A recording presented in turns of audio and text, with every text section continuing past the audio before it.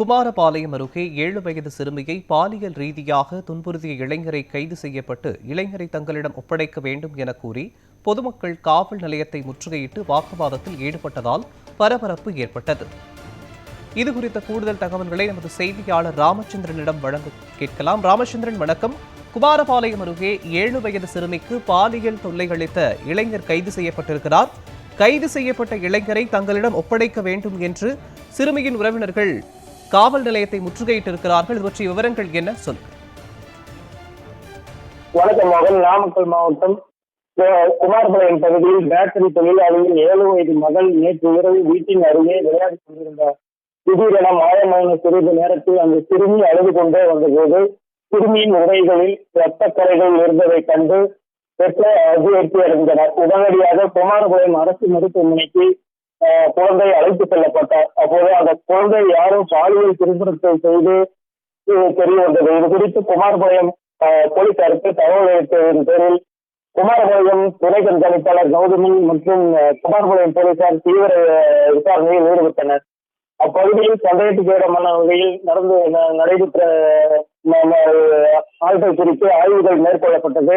அப்பொழுது பல்வேறு சிசிடிவி கேமராக்களும் ஆய்வுகள் செய்யப்பட்டது. ஒரு சிசிடிவி கேமராவில் அந்த குழந்தை விளையாடி கொண்டிருக்கும் போது அருகாமையில் உட்கார்ந்து ஒருவர் பேசிக் கொண்டிருப்பதாக போன்ற சிசிடிவி காட்சியின் அடிப்படையில் விசாரணையானது துரிதப்படுத்தப்பட்டது. குமாரபாளையம் மட்டுமல்லாமல் பள்ளிப்பாளையம் மற்றும் சுற்று வட்டார பகுதிகளில் தேடலானது இரவு முழுவதும் முடுக்கி வரப்பட்டது. இந்த விசாரணையில் குமாரபாளையம் காவல் துணை கண்காணிப்பாளர் கௌதமன் மற்றும் 10க்கும் மேற்பட்ட போலீசார் விடிய சோதனையில் ஈடுபட்டனர். அப்பொழுது குமாரபாளையம் அருகே உள்ள சின்னப்பநாயக்கன் பகுதியில் ஒரு வீட்டில் மர்ம நபர் இருப்பதாக பொதுமக்கள் பிடித்து வைத்திருந்ததாக போலீசாருக்கு தகவல் கிடைத்ததை அடுத்து சம்பவ இடத்திற்கு விரைந்து சென்ற குமாரபாளையம் போலீசார் குற்றவாளியை கைது செய்து குமாரபாளையம் காவல் நிலையத்துக்கு அழைத்து வந்தனர். குற்றவாளியை காவல் நிலையம் கொண்டு வருவதை தகவல் அறிந்த பொதுமக்கள் காவல் நிலையத்தை 100க்கும் மேற்பட்டோர் முற்றுகையிட்டு போராட்டத்தில் ஈடுபட்டனர். குற்றவாளியை தங்களிடம் ஒப்படைக்க வேண்டும் என வலியுறுத்தி குமாரபாளையம் காவல் நிலையம் முன்பு சாலை மறியல் போராட்டத்திலும் ஈடுபட்டனர்.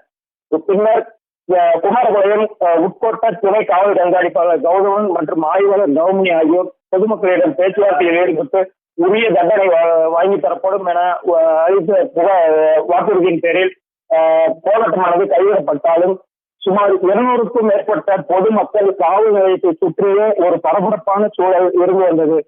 தற்போது அந்த மர்ம நபரை காவல் நிலையம் கொண்டு வந்து விசாரணை செய்த போது அவர் சேலம் மாவட்டம் அம்மாப்பேட்டை பகுதியைச் சேர்ந்த மணிகண்டன் என்பது தெரிய வந்தது. அவரை உடனடியாக கைது செய்து திருச்செங்கோடு குற்றவியல் நடுவர் நீதிமன்றத்தில் ஆஜர்படுத்தப்பட்டு சிறைக்கு கொண்டு செல்லப்படுவதாக காவல்துறையினர் தெரிவித்திருக்கின்றனர். மோகன், விவரங்களுக்கு நன்றி ராமச்சந்திரன்.